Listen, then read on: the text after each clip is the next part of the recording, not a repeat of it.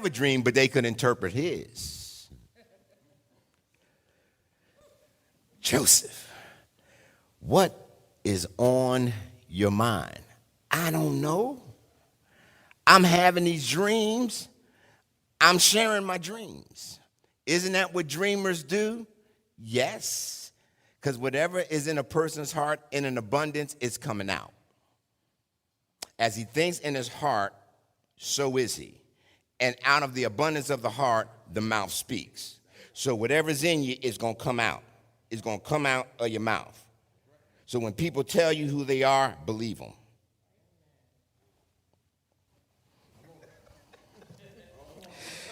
Moving right along.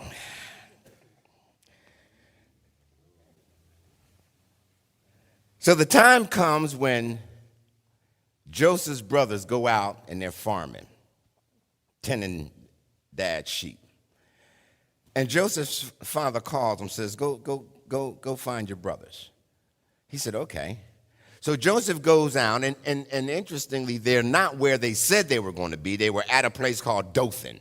So Joseph goes down, and he's looking for his brothers, can't find them. Somebody shows up, and he says, well, look, I'm trying to find my brothers. I'm looking for,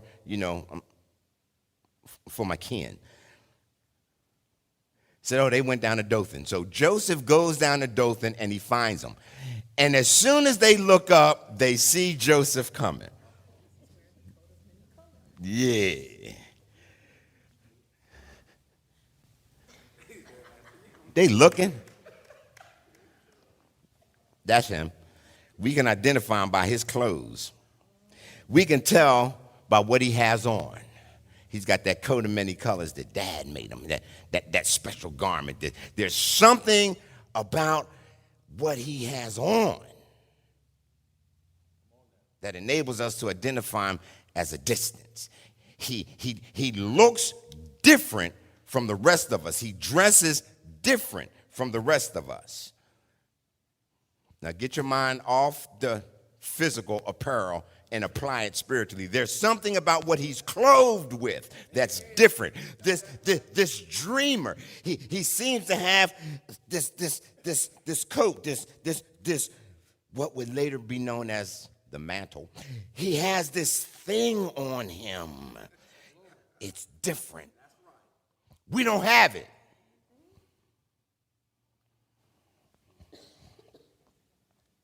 So they look up, verse 19, here comes that dreamer. This mic is really killing me. Here comes that dreamer. Let's kill him. Now this is his brother. These like step brothers. This is family. This is family. Here comes that dreamer. Let's kill him. And we'll see what becomes of his dream. The issue was not Joseph. The issue was the dream. The enemy cares absolutely nothing about us. He wants to kill what's in us. I'm going to say that again. The enemy cares nothing about us. He wants to kill what is in us. What's in us? Purpose.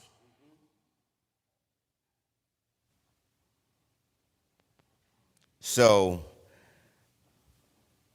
let's see what happens. And we know the story. They took Joseph, one of his brothers, Reuben, talked him into not killing him. Let's just throw him into a pit. Then we're going to take his clothes. We're going to dip it in some blood, take it back to Dad. Now they're going to scheme.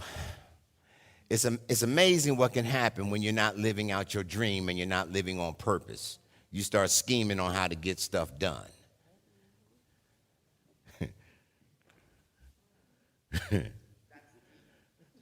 Very. Start scheming. This is what we're going to do. We're going to take him, we're going to throw him, we're going to kill him, throw him, then we're going to take his clothes, we're going to dip it in some blood, we're going to take it back to dad, say a lion killed him. And one of his brothers like, man, no, that's wrong, man. This is our brother. Hold up for a minute. Let me go think about this. He goes away. He comes back, and they actually throw him in the pit, right? So while they scheming, this caravan comes down, Midianites, on their way down to Egypt. So they pull Joseph up, sell him to the Midianites for 20 pieces of silver. He goes down into Egypt. This is what you can expect when you start talking about your dream. You're going to get betrayed. Folk going to talk about you. Folk going to be scheming on you how to keep you from fulfilling your destiny. They will even put you in a situation where they think they never have to deal with you again. And where does God perfect Joseph to fulfill his dream? In Egypt. Now let's talk about it. Y'all still with me? This good. They should make this into a movie. The real way, though. Don't let Hollywood get to it.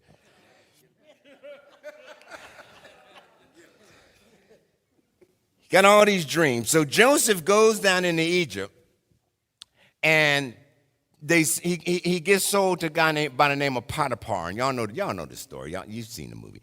And his wife had the. I'm trying to look around and see how many kids in here. His wife was kind of attracted to him. And so she wanted him. Probably did. This dreamer that carries this strange sense of confidence on him that she didn't even recognize in her husband, who was ruling Egypt, ruling the jail. But there's something about this dreamer. She wanted him. I'll make this statement. Men and women, male and female. When purpose is operating and functioning in your life, not everybody that's attracted to you is being attracted for you.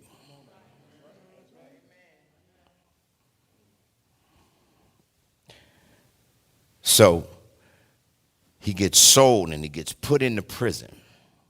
Can you imagine what's going on in Joseph's mind? He said, wait a minute, now I done had these dreams. And ever since I had dream, I ain't had none but trouble. It ain't supposed to happen like this.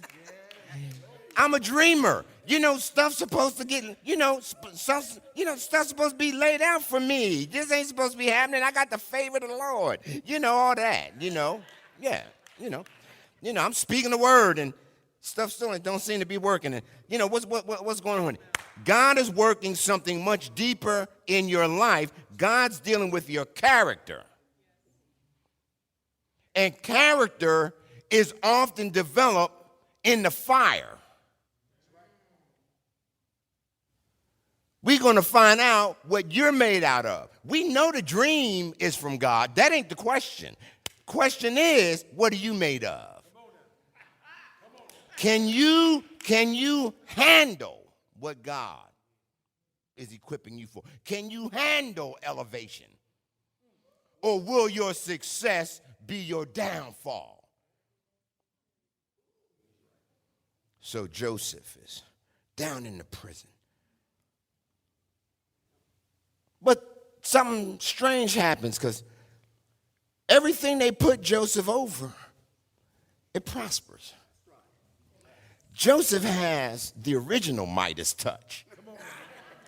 Everything he touches works. Now, things on the outside aren't working for him from the natural eye. If you look at him, you would say his life is a mess. But everything he touches, God blesses. We have to stop judging folk from the outside. That's why Paul said, I don't judge no man according to the flesh. No, they may not look like they got it all together, because they probably don't. That does not mean that they're not a person of purpose, power, and anointing. They can have all of that. And everything from the outside looks like their life jacked up. Joseph in prison. How would y'all like your next pastor? I didn't say I was leaving. I'm using an example. I just lost half the church right there. How would you like your next pastor to be straight out of prison? Talk to me. Straight out of the joint. Where'd you get your degree? Chillicothe?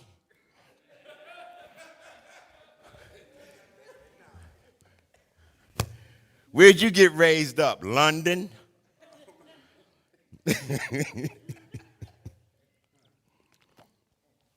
See, we have, we have this really Western concept of God preparing folks in churches, and it's real weird. I know. I hear what that little group of folks saying. Yeah, they ain't gonna make it. They ain't gonna make it. Ain't enough of them. Ain't got the resources. Ain't got the resources. Ain't got this. Ain't got. And all of the while, God has had these folks in the fire. They've been in the fire, and God had them in there because they still talking the same thing they was talking 40 years ago, 50 years ago, 25 years ago. They still talking about what God gonna do. What God gonna do.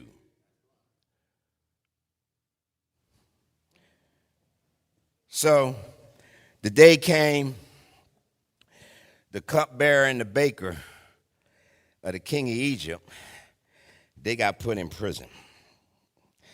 And each of them had a dream. I love this part. And each one of these dreams had his own interpretation. So Joseph comes to him one morning, and they look distraught. They look downcast. What's going on?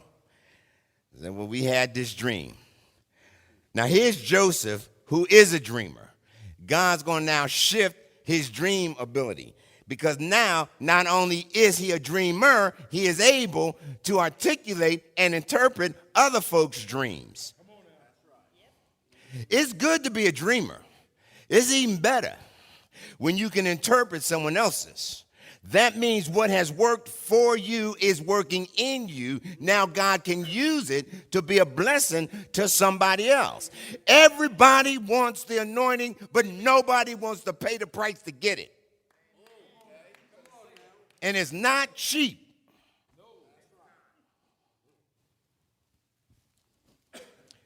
As that great prophet of God once said, you got to pay the cost to be the boss. Never mind, I just lost 3/4 of y'all. You got to pay the cost to be the boss. The anointing costs. Salvation is free, but it's going to cause you to walk out your destiny. You're going to have to pay a price. Everybody wants to get to Pentecost. Nobody wants to go to Calvary. Everybody wants power and privilege and authority, but nobody wants to humble themselves under the hand of God. We want to do it our way. I should say the American.